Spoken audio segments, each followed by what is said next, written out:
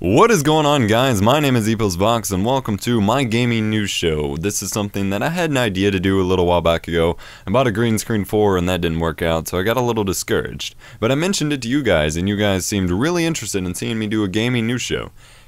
And so this is the first episode of that, and I'm going to try to keep it together as best as I can. This is just going to be like the top news today. I plan on making it a weekly show, but for a first run through using the new graphics that I got and things like that, I wanted to just do today's news.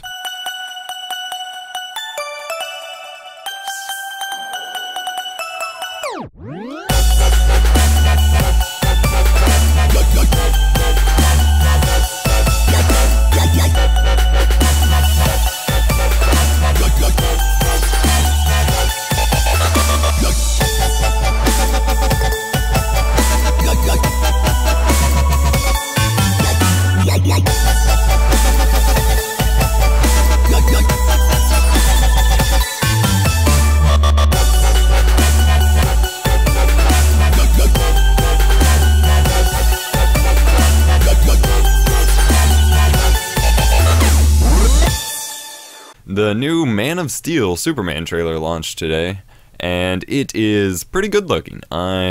Personally, I'm a little frustrated that they keep relaunching the movies. It really goes to show that these Superman movies, you could argue, are either not as good as they need to be, or simply just not getting the following they deserved, because there was like Superman 1 and 2 recently that had 2 movies for it, but other than that, most of the movies have just been reboots. It's like they keep trying to reboot the series and nobody seems interested. So you have a different lead role, you're basically redoing the same storyline over and over with different nuances and things like that.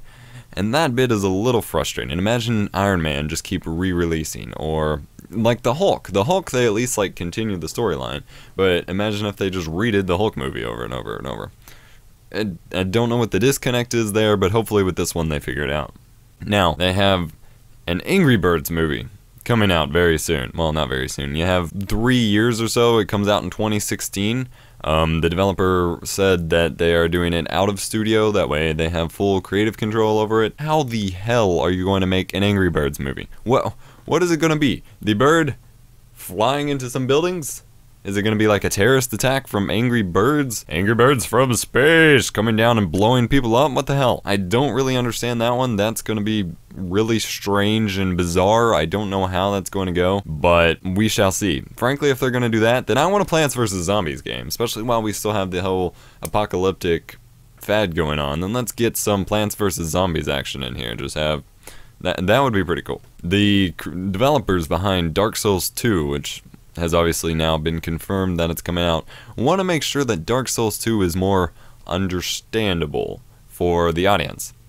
Now, and you can go and give feedback to them and tell them how to make it more understandable.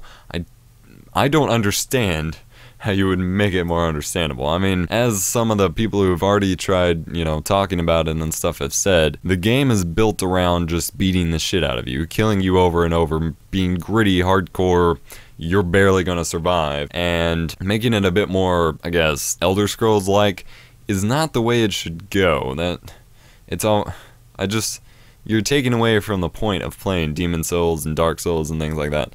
You're taking away from the point of it, so I don't fully understand what they're going for there, but they want to make it more understandable. So what do you guys think would make the Dark Souls, apparently, series more understandable? What do you think needs to be added to that? Leave that in the comment section below, and we will try and figure out how to make this game more understandable while you're dying and respawning over and over and over. A long time ago, well, actually, a couple days ago, in a galaxy, well, a country far away, a 29-year-old grown-ass man attacked a child over a Yu-Gi-Oh card game. Not even because he lost. It was apparently a 6th grader he was playing against in a duel, a Yu-Gi-Oh card duel. He was dueling against a 6th grader and beat the kid 2 times, so the kid started packing up his cards and wanted to leave, as any kid getting beat by a grown man in a children's card game would. And the grown man asked the kid why he was running away. The kid quickly grabbed his cards and then attempted to run away, and the grown man went after him and grabbed him by the collar and caused the kid to get some scuff marks and scratches and things like that. How the hell does a grown-ass man attack a child over a children's card game? You're not Pegasus. You're not Kaiba. You don't go beating kids up and taking... why? Of Yu-Gi-Oh! Even. Yu-Gi-Oh! Isn't even popular anymore. What are you doing? What the hell? I don't understand that one.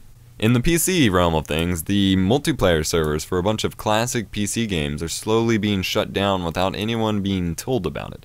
So, I think it originally got noticed by people who wanted to play Sniper Elite online, because the classic original Sniper Elite servers were still online. But those have been shut down, as well as the original Star Wars Battlefront multiplayer servers. The multiplayer servers for the first two Neverwinter Night games, for SWAT 4, from Microsoft Flight Simulator X, all of those have begun to be shut down without a big announcement about it or anything, and players are getting kind of frustrated with that. That is really disappointing. I understand, honestly, okay, it's a little disappointing, yes, but overall I understand why it happens, and I'm surprised it doesn't happen more often, because when a game is so old, when it gets to a certain point, you can't really afford to keep the servers up, and when there's only like 20 people playing in the grand scheme of things for a game, they can't necessarily justify paying to keep game servers up. Frankly, I'm surprised you can still jump in Diablo 2 and play a game. Now, certainly people are glad that you can, but I'm surprised. And they took down the Halo 2 servers for the original Xbox games, and pretty much all multiplayer support for original Xbox games. So games are slowly going to start getting cut out, but still kind of sucks for those hardcore players who stick to the game. That is why setting up virtual private networks via like Hamachi and stuff is a pretty good idea, because that would get you connections to your friends at least. Now, as far as, playing with the world and just jumping in a game, you're kind of screwed. But that's what new games are for, so get you a better computer and go play some new games. Well, that's it for me, guys. Thank you for watching. I hope you enjoyed the show. Leave me whatever feedback you have in the comment section down there. That way I know how to improve for future episodes, because I don't fully have my grasp on this, but I'm getting there. And like I said, eventually I would like to incorporate a green screen. At the moment, it's not really possible with this current setup. But just overall, what you thought of how the show went, let me know in the section below. I have a couple giveaways for this episode, as I plan to do for every episode. So if you would like to win a copy of Child of Eden for the Xbox 360, leave a comment below saying your favorite thing about my channel and that you would like to win the Child of Eden copy. And I will pick randomly from the comments below. If you leave a comment answering my other questions, I will still choose you as well.